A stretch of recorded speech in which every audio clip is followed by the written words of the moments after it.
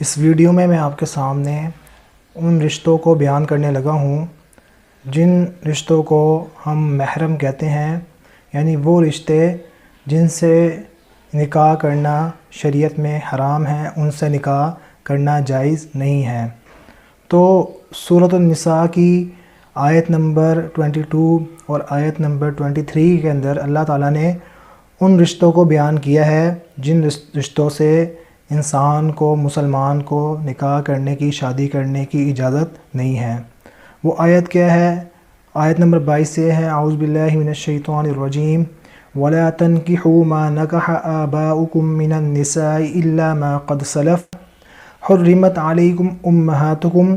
ابھی آیت نمبر 23 ہے جو سٹارٹ ہوگی ہے، حُرِّمَتْ عَلَيْكُمْ أُمَّهَاتُكُمْ وَبَنَاتُكُمْ وَأَخَوَاتُكُمْ وَعَمَّاتُكُمْ وَخَالَاتُكُمْ وَبَنَاتُ الْأَخِ وَبَنَاتُ الْأُخْتِ وَأُمَّهَاتُكُمُ اللَّاتِي أَرْضَعْنَكُمْ وَأَخَوَاتُكُم مِّنَ الرَّضَاعَةِ وَأُمَّهَاتُ نِسَائِكُمْ وَرَبَائِبُكُمُ اللَّاتِي فِي حُجُورِكُم مِّن نِّسَائِكُمُ اللَّاتِي دَخَلْتُم بِهِنَّ فَإِن لَّمْ تَكُونُوا دَخَلْتُم بِهِنَّ فَلَا جُنَاحَ عَلَيْكُمْ وَحَلَائِلُ أَبْنَائِكُمُ الَّذِينَ مِنْ أَصْلَابِكُمْ وَأَن تَجْمَعُوا بَيْنَ الْأُخْتَيْنِ إِلَّا مَا قَدْ سَلَفَ إِنَّ اللَّهَ كَانَ غَفُورًا رَحِيمًا۔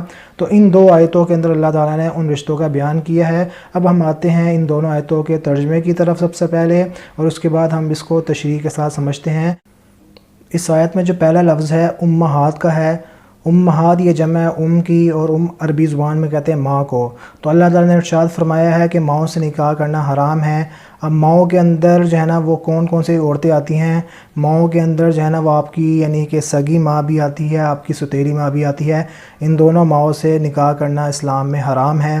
اور اسی طرح ماں کے لفظ کے اندر جو ہے نا وہ آپ کی جو ہے نا دادی بھی آ جاتی ہیں اور آپ کی نانی بھی آ جاتی ہیں۔ اسی طرح اگر کسی کی پردادی زندہ ہیں وہ بھی آ جاتی ہیں، کسی کی پڑنانی زندہ ہے وہ بھی آ جاتی ہیں۔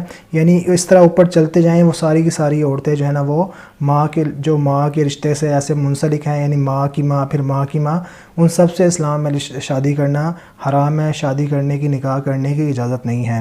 اور دوسرے نمبر پہ جو لفظ ہے وہ ہے وہ بنات کا۔ بنات یہ جمع ہے بنت کی، بنت عربی زبان میں کہتے ہیں بیٹی کو۔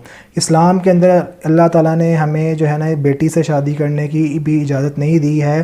اب بیٹی کے اندر کون کون سی عورتیں آ جاتی ہیں؟ بیٹی کے اندر جو ہے نا آپ کی جو ہے نا وہ یعنی کہ سگی بیٹی بھی آ جاتی ہے، کہ لفظ کے اندر جو ہے نا بیٹی کی آگے بیٹی ہے، یا اس کی بیٹی، بیٹی کی بیٹی، پھر بیٹی کی بیٹی، آگے چلتے جائیں، ساری جو ہے نا ان سے اسلام جو ہے نا ان سے شادی کرنے کی اجازت نہیں ہے۔